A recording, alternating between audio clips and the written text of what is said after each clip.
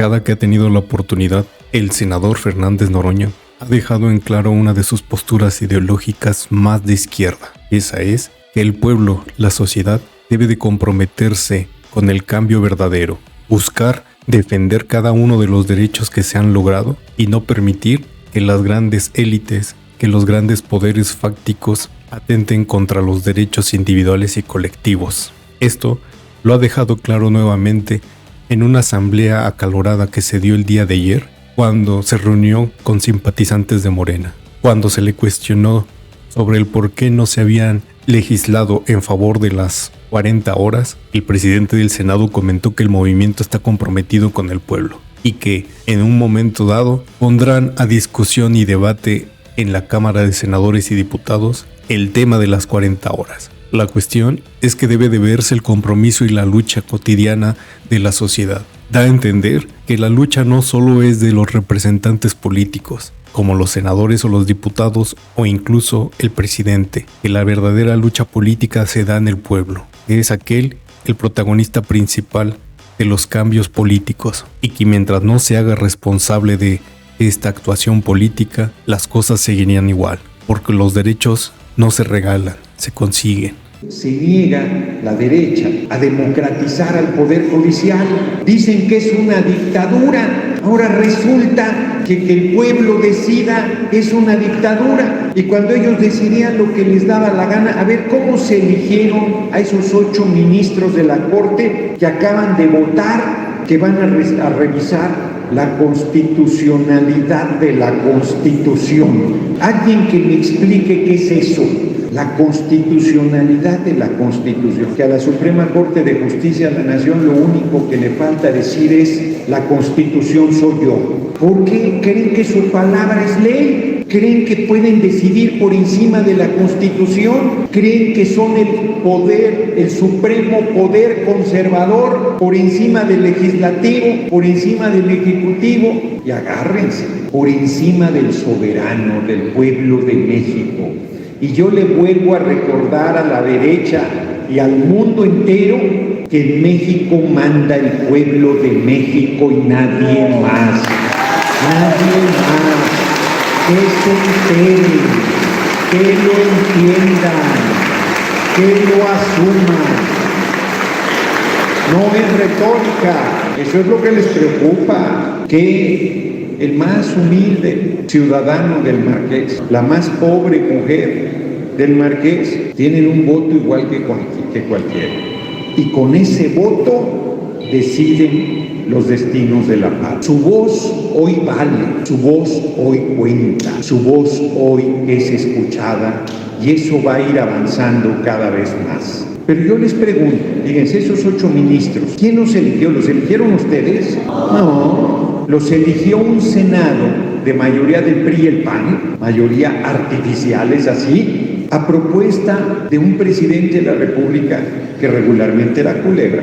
Y hoy, pues se trata de que sea el pueblo el que decida a los ministros de la Corte, a los magistrados, a las personas juzgadoras de todos los niveles. ¿Quién está de acuerdo en que siga siendo el Senado el que decida a las ministras y ministros de la Corte? Levanten la mano. ¿Quién está de acuerdo en que sea el pueblo el que elija a todas las personas juzgadoras? Unánime. ¿Y cómo se atreven ustedes a querer elegir a las personas juzgadoras? Si tienen 800 doctorados, si están preparadísimos, fueron a la escuela judicial y ahí les enseñaron a violar la Constitución, les enseñaron a violar la ley, les enseñaron a pasarse por el arco del triunfo lo que a la letra dice la ley. Fíjense, ¿dónde estudiaron derecho esos tinterillos que otorgan un amparo cuando el artículo 61, fracción primera de la ley de amparo dice que no procede el amparo contra una reforma constitucional? Es más, se habla de que no quieren la reforma al Poder Judicial. Pues si llegaste tarde en el ocaso de mi vida triste, eso ya pasó.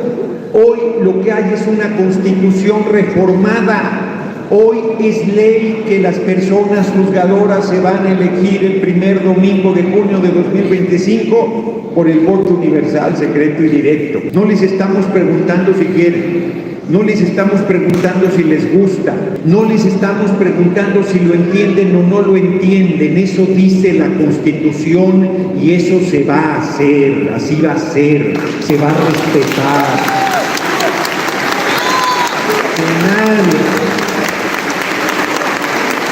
Que nadie tenga dudas. Mañana les puedo decir, pero se van a enterar, porque mañana va a haber un paso muy importante, un paso muy importante en el proceso de elección de las personas juzgadoras. A las 8 de la mañana en el Senado de la República va a haber un acontecimiento que va a mandar un mensaje muy fuerte de que la elección de las personas juzgadoras va, que eso no se va a detener, porque los medios se han encargado, yo he reclamado, que cómo se atreven a decir que hay 800 amparos si no tienen ningún fundamento. Yo le digo a la Corte, a los 8 ministras que votaron a favor de aceptar un recurso que no tiene ningún sustento legal. El artículo 135 de la Constitución dice que el único que puede hacer reformas a la Constitución es la Cámara de Diputados, la Cámara de Senadores por 2/3, y serán muy la Cámara de Diputados y muy la Cámara de Senadores. Pero si no votan además la mitad más uno de los congresos de los estados, la reforma no se puede realizar. Y no votaron 17 congresos de los estados, votaron 25 a favor de reformar la Constitución. Querétaro está en la lista, no de los que se opusieron, están peor, ni siquiera tuvieron los redaños para votar en contra. Si no están de acuerdo lo hubieran votado en contra, pero ni siquiera la votaron. Sí, hay una nueva legislatura. Nada más yo le pido a esa nueva legislatura unidad. Nada de que fíjate que yo ya avisé que en este tema voy a votar con los culebras. No. Unidad. Ahora, esa tenemos que construirla, no nada más es que digamos unidad y ya. Porque si queremos unidad, pero decimos, pinche verde, ni lo necesitamos, pinche PT, no representa nada. Pues ese es un gesto de arrogancia. ¿Cómo te va a ayudar alguien si tú lo maltratas, si tú lo menosprecias? Y son compañeros, son compañeras. Yo pregunto, ¿quién hace los exámenes de conciencia, de entrega, de trayectoria, de compromiso? Nadie. O sea, ahí vamos viendo a la gente. Miren, voy a poner un ejemplo. Imagínense, alguien aquí está enojado porque reformamos la Constitución para elegir a las personas juzgadoras. Estamos súper contentos y contentas, ¿no? Todas las personas contentas. Bueno, pues imagínense que en vez de venir a decir les cumplimos, pueblo de Querétaro, pueblo de México, viniéramos a decirles, fíjense que nos faltó un voto para la reforma. Y luego les dijéramos, y lo teníamos. Y luego, ¿por qué no lo ejercieron? Que era de Yunes, cabrón, y le dijimos que no. ¿Qué les hubiera parecido ayer? A ver, alcen la mano los que estén de acuerdo en que no debimos haber aceptado el voto de Yunes, aunque no saliera la reforma al Poder Judicial. Alcen la mano. Hubiera estado cabrón, ¿no? No salgo vivo de aquí, me hubieran dicho, óyeme, si necesitamos la reforma, ¿cómo que no aceptaste el voto, cabrón? No, es que yo soy puro, casto y virginal y no puedo aceptar semejante colaboración. Me hubieran dicho. ¿Qué me hubieran dicho? No te pases. No, ojalá bellaco. No, me hubieran dicho, no sea pendejo, compañero, necesitábamos la reforma. ¿Cómo se atrevió a no aceptar ese voto? ¿O no? Entonces, en política, no se hace política con lo que se quiere, sino con lo que se tiene. Y se hace con mujeres y hombres de carne y hueso, con virtudes y defectos. Sí, de uno que otro, culebra.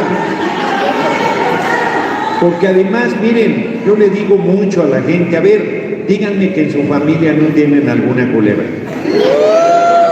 O sea, así es, hombre. Y uno no se anda haciendo bolas, o sea, hay que darle para adelante. Entonces, sacamos la reforma. Miren, ¿saben qué recursos sí tendría la oposición? Presentar una controversia constitucional, eso sí podrían hacerlo. Les falta un voto, les falta un voto.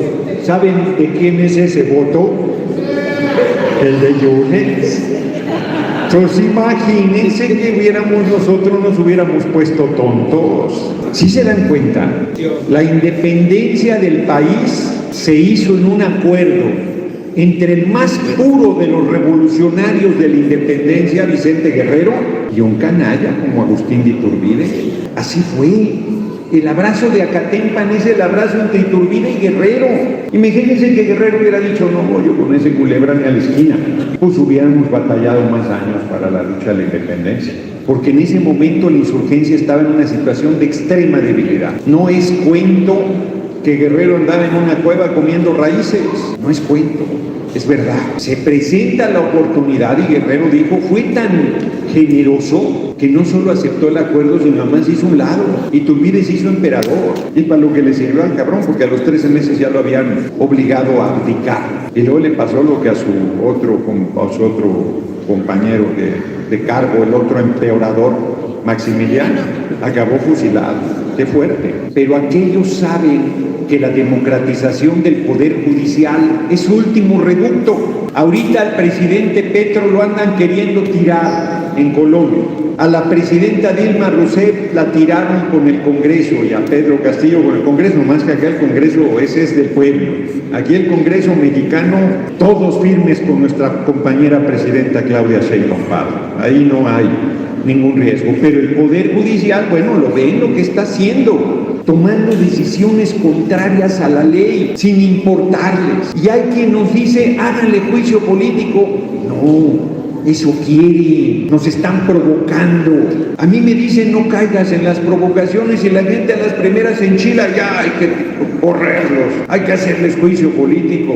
No, pues eso quiere, para acusarnos de si así dicen que somos autoritarios, dicen que estamos en una dictadura, valiente dictadura que el dictador se fue. El compañero presidente ya se fue, decían que iba a ser un dictador perpetuo, valiente dictadura que nos pueden inclusive agredir físicamente y no les pasa nada. Fíjense, yo les voy a pedir una sola cosa. Hay una parte en la que debemos avanzar, además de la unidad en la organización de sindicatos democráticos, de asociaciones campesinas democráticas, de mujeres, de comerciantes, de empresarios, de estudiantes, de jóvenes, de todo, democrática, para empujar este proceso de transformación. Pero yo les digo a los compañeros trabajadores, miren, les voy a decir qué va a pasar. Vamos a poner las 40 horas y no les van a respetar las 40 horas, porque no hay sindicatos, porque se sigue pensando que si lo ponemos en la ley ya se resolvió. Ya pusimos en la ley que hay que elegir a las personas juzgadoras y traen un desmadre queriendo evitar. Vemos protestas para que haya 40 horas. Vemos a trabajadores al interior de sus centros de trabajo luchando por las 40 horas. Vemos a las trabajadoras y trabajadores creando sindicatos democráticos para que mejoren las condiciones de trabajo de los trabajadores y trabajadoras. No, que no va a servir de mucho ponerlo en la ley si no nos organizamos para defender esos derechos. Si no defendemos nuestro derecho, si no lo empujamos, si no lo hacemos realidad, no avanzamos.